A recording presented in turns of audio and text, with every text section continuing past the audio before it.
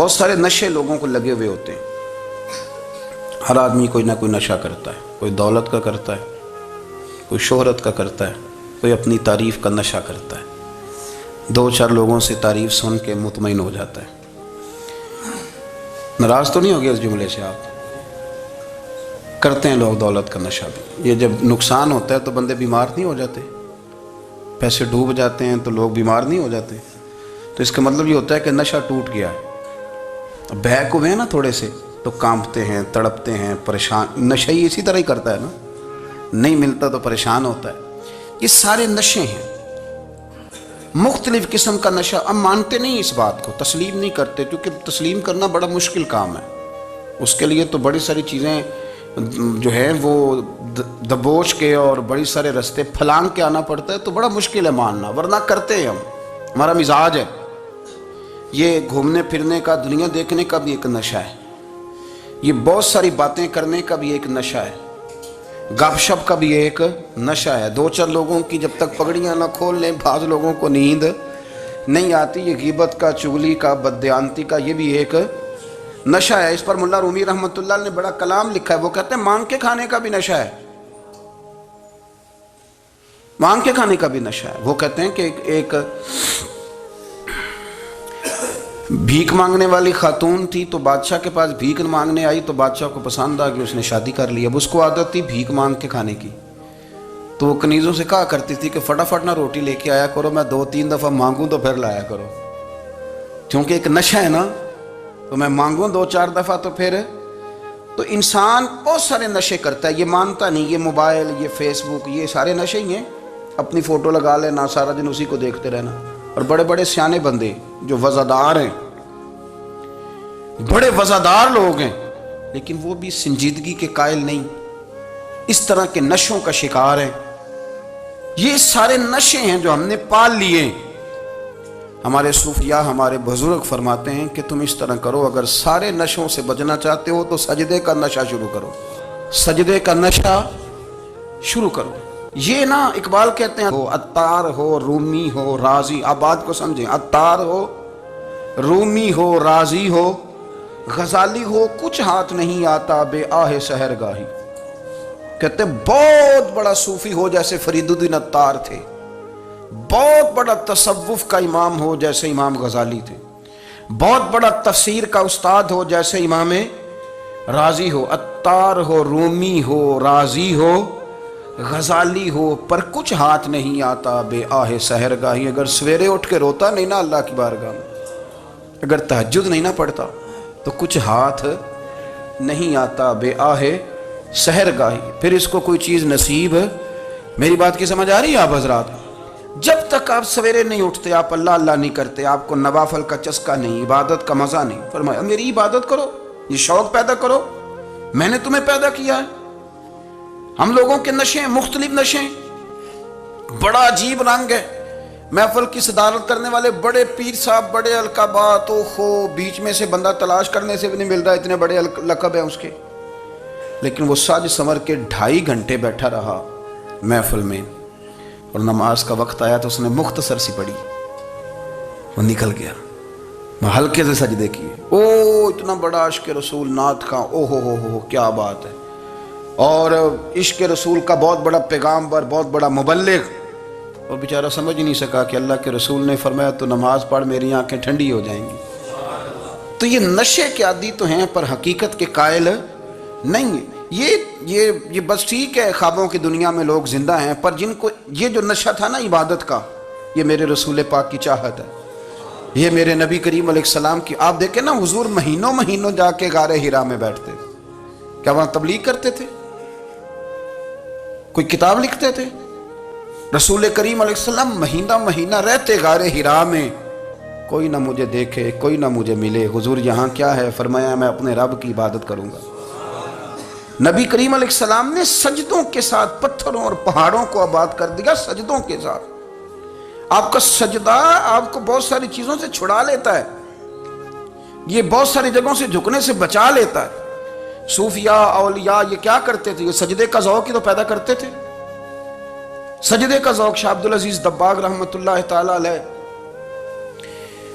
اپنے مریدوں سے فرمایا کرتے تھے کہ اگر تم پکے نمازی بن جاؤ نا، تہجد گزار ہو جاؤ، تو میرے پاس آنا جانا چھوڑ دینا۔ عرض کی حضور کیوں؟ فرمایا میں تمہارے اور رب رسول کے راستے میں رکاوٹ نہیں بننا چاہتا، اور میرا مقصود ہے تمہیں وہاں تک پہنچانا۔ جب پہنچ گئے تو پھر میری ضرورت ختم ہو گئی۔ ہاں کبھی وسوسہ آئے، شک پیدا ہو، تکلیف ہو تو آنا، ورنہ میں نہیں چاہتا کہ میں رکاوٹ بنا رہوں۔ تم اللہ اللہ کرو، اس مالک کو راضی کرو۔ میرے رسول پاک علیہ وسلم نے فرمایا بندہ اللہ کے سب سے قریب اس وقت ہوتا ہے جب وہ سجدے کی حالت میں ہوتا ہے۔ کس کے قریب ہوتا ہے؟ اللہ کے سب سے قریب ہوتا ہے۔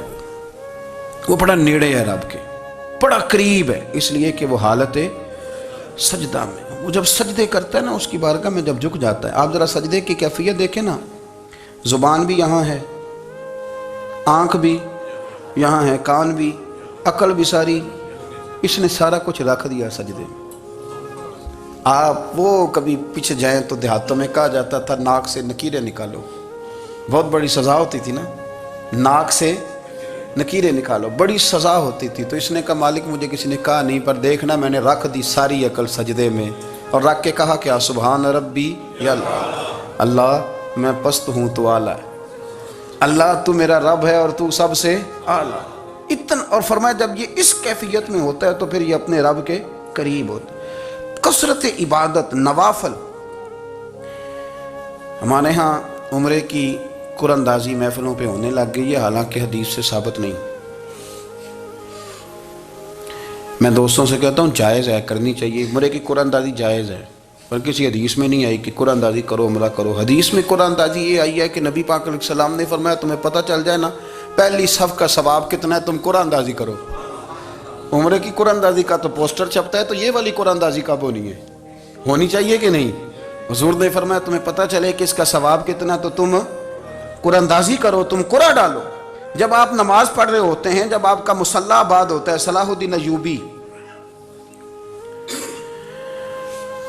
ایک بزرگ سے ملاقات ہو گئی، بیت المقدس پر قبضہ تھا عیسائیوں کا، تو صلاح الدین بڑے پریشان تھے۔ وہ بابا جی کہنے لگے پتر کیا ہوا؟ کہنے لگے حضور پتہ چلا ہے دشمن کے 2 بحری بیڑے اسلحہ لے کے آ رہے ہیں، مسلمان پہلے ہی کمزور ہیں، اور اب اگر 2 بحری بیڑے اور آ گئے تو حضور مسئلہ بن جائے گا۔ تو میں پریشان ہوں کہ کس طرح یہ کم مسئلے والی ہماری فوج ہے کیسے مقابلہ کرے گی۔ تو بابا جی کہنے لگے پتر اس طرح کرنا، آج رات تو بھی دعا کرنا اور میں بھی کروں گا، تو بھی دعا کرنا، آپ ناراض نہ ہونا، ہم تو پیروں والے ہیں، ہم تو پیروں کے نوکر غلام ہیں، ہمارا تو گزارا ہی نہیں، ہمیں تو ملتا ہے سارا کچھ وہاں سے۔ پر میرا سوال یہ ہے کہ تعویذ لینے جاتے ہو نفل کیوں نہیں پڑھتے؟ رات اللہ اللہ کیوں نہیں کرتے؟ یہ بھی تو ہمارے بزرگوں کا ہی طریقہ ہے، انہوں نے تو ہمیں سکھایا ہے۔ صلاح الدین ایوبی سے بزرگوں نے کہا کہ رات آج نا اللہ اللہ کرنا، تو میں تیرے لیے دعا کروں گا، تو بھی دعا کرنا۔ تو بندہ جب دکھی ہوتا ہے تو سجدہ کرتا ہے، تو پھر ہی تو مصلی بھیگ جاتا ہے، پھر ہی تو مزہ آتا ہے۔ سکھی بندہ تو کعبے جا کے نہیں روتا، دکھی تھے، تکلیف تھی، تو سر رکھا سجدے میں تو تڑپ گئے۔ اور وہ بابا جی کہتے ہیں میں مسجد آیا تو صلاح الدین چیخے مار کے رو رہا تھا اور کہہ رہا تھا مالک میں کوئی اپنی شان کے لیے تو نہیں نہ لڑ رہا، اللہ کو میں کوئی قبضوں کے لیے تو نہیں لڑ رہا، مالک تیرے لیے لڑ رہا ہوں، مجھے بے آبرو نہ کرنا، میری مدد فرمانا۔ کہتے ہیں میں آیا تھا کہ مسجد میں دعا کروں گا، پر صلاح الدین ایوبی کو روتے دیکھا تو میں لوٹ گیا۔ تو سویرے صلاح الدین ملے تو بڑے خوش تھے۔ میں نے کہا پتر کیا ہوا؟ کہنے لگے حضور وہ بحری بیڑے 2 آ رہے تھے نا اسلحہ لے کے، دونوں ڈوب گئے پانی میں ڈوب گئے۔ تو بابا جی کہنے لگے صلاح الدین وہ پانی میں نہیں ڈوبے، وہ تیرے آنسوؤں میں ڈوب گئے، وہ غرق ہو گئے، وہ جو تو نے مصلی بات کیا تو وہ تیرے آنسوؤں میں ڈوب گئے، وہ غرق ہو گئے، وہ تباہ، اتنے قیمتی تھے تیرے آنسو کے بہا لے گئے دشمن کے بحری بیڑوں کو۔ میرے بھائی ٹھیک ہو گیا جی، میرے عزیز سمجھ لیں اس بات کو ہمیشہ کے لیے، اور اس پر غور کرنے اچھے طریقے سے کہ میرے رسول کریم سید عالم صلی اللہ علیہ وسلم نے نا ہماری توجہ دلائی، حضور نے ہمیں بتلایا، ہمارا ذوق بڑھایا عبادت کی طرف۔ ایک صحابی تھے حضرت ابو فاطمہ رضی اللہ تعالیٰ عنہ، یہ ترمذی شریف کی حدیث ہے۔ نبی پاک علیہ السلام نے فرمایا ابو فاطمہ قیامت کے دن مجھ سے جلدی ملنا چاہتے ہو کہ دیر کے ساتھ؟ تو کہنے لگے حضور کون ہوگا جو دیر سے ملنا چاہے گا؟ ہم نے تو جان دے دی وعدہ دیدار پر۔ اعلیٰ حضرت فرماتے ہیں جان دے دی وعدہ اور نقد اپنا دام ہو ہی جائے گا۔ مجھے لگتا ہے کہ یہ سودا نقد و نقد ہو جانا ہے، چونکہ ہم نے جان دے دی وعدہ دیدار پر۔ آپ نے وعدہ کیا تھا کہ مریں گے تو پھر زیارت ہوگی، تو مر گئے ہم زیارت کی خاطر۔ جان دے دی وعدہ دیدار پر تو نقد اپنا دام ہو ہی جائے گا۔ اے رضا ہر کام کا ایک وقت ہے، دل کو بھی آرام ہو ہی جائے گا۔ تو حضرت ابو فاطمہ رضی اللہ تعالیٰ عنہ سے نبی پاک صلی اللہ علیہ وسلم نے فرمایا جلدی ملنا چاہتے ہو کہ دیر سے؟ عرض کی حضور فٹافٹ ملنا ہے، میں نے قیامت کے دن آپ سے جلدی ملنا ہے۔ تو نبی پاک علیہ السلام نے فرمایا پھر اس طرح کرنا، دنیا میں رہ کے سجدے زیادہ کرنا، پھر سجدے زیادہ کرنا، قیامت میں ملاقات جلدی ہو جائے گی، قرب ملے گا تمہیں۔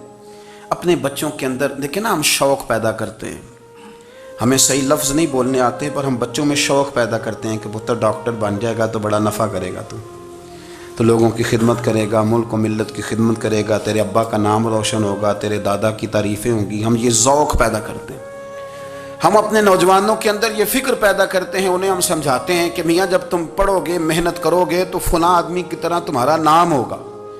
یہ جتنا ذوق ہم بچوں کے اندر ان چیزوں کا پیدا کرتے، ہمیں حکم ہے کسی طرح ہم ذوق پیدا کریں کہ پتر نماز پڑھے گا تو اللہ راضی ہو جائے گا، تو سجدہ کرے گا۔ دیکھیں نا میرے رسول کریم علیہ السلام نے فرمایا 7 سال کے بچے کو مسجد